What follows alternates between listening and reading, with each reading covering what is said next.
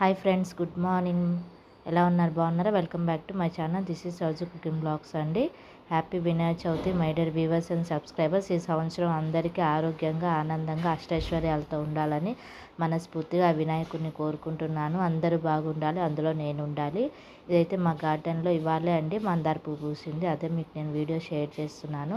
వినాయక చవితి అంటేనే మనకి వచ్చేసి ఉండ్రాళ్ళు, చలివిడి, పానకం, వడపప్పు, కుడుములు అవి అంటారు. వినాయక చవితి అంటేనే మనకి 21 రకాల పత్రాలు కదా ఫ్రెండ్స్. 21 పత్రాలు ఎందుకు పెట్టాలి అంటే ఒక్కొక్క పత్రంలో ఒక్కొక్క మెడిసిన్ ఉంటుందని చెప్తారండి. గన్నేరు కానీ, జిల్లేడు కానీ, అట్లానే మారేడు, తులసి, జామ, మొక్కజొన్న కంకులు, అట్లానే ఉత్తరేణి, ఈ యొక్క 21 రకాల పత్రాల్లో 21 రకాల ఔషధ గుణాలు ఉన్నాయని, ఈ వర్షాకాలంలో చలికాలం కాబట్టి ఇవి పెట్టి పూజ చేస్తే వినాయకుడు ఇష్టంగా, గరిక కూడా